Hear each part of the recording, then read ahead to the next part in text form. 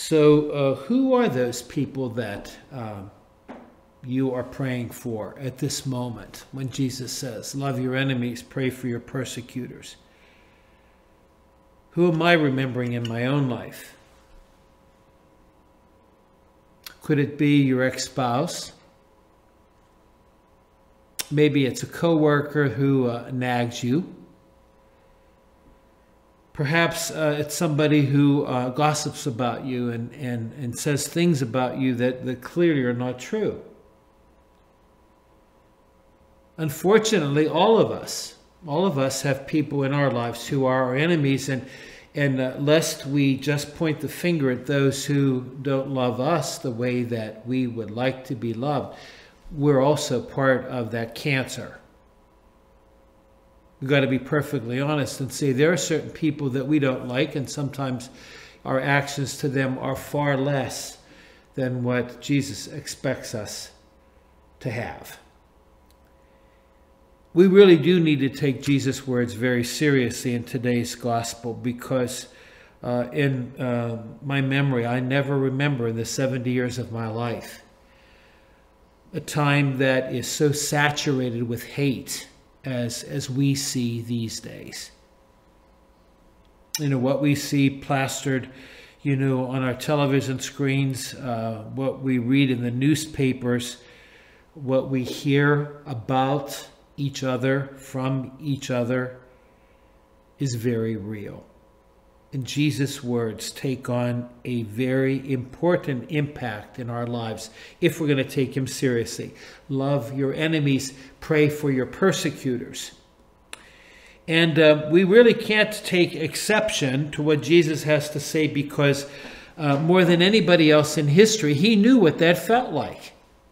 Here he was, the Son of God, coming to preach the good news of his Father. His message was of total love. He demonstrated by every word that he preached. He showed it in the way in which he forgave sinners. He demonstrated it in the miracles that he performed, bringing people wholeness, and still people hated him. And we know that. That was part of the story of our salvation.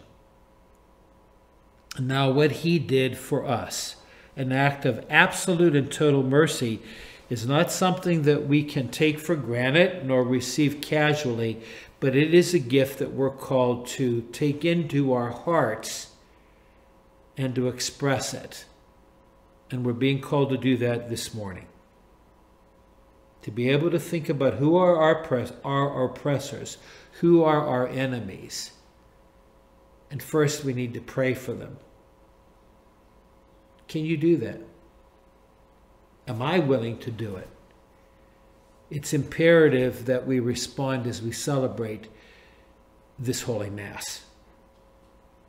I was thinking about a powerful example of responding to that kind of love, and I couldn't help but think about our dear Mother Teresa. What a beautiful woman she was. And there's a story, I'm sure many of you have heard it already, where as her sisters were going through the streets of Calcutta in India, trying to really serve the needs of the poor, they brought a man who really had been neglected for so many years, and his spirit showed it.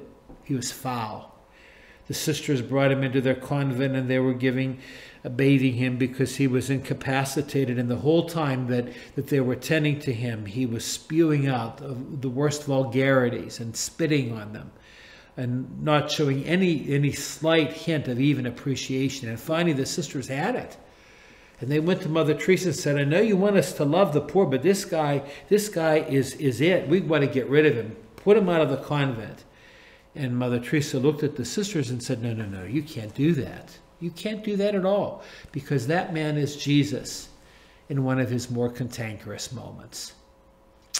I think the example of trying to make excuses for other people who, in fact, do us harm is nothing less than what God does for us. He's always there. In the midst of our hatefulness, our lack of charity, he is always there waiting for his mercy. And so today, let's pray for two things. First of all, let's pray for our oppressors, our enemies, But let's also pray that what Jesus calls forth at the end of this gospel, that we may be perfected, that we may become more like Christ, as God, in fact, as Jesus is perfect.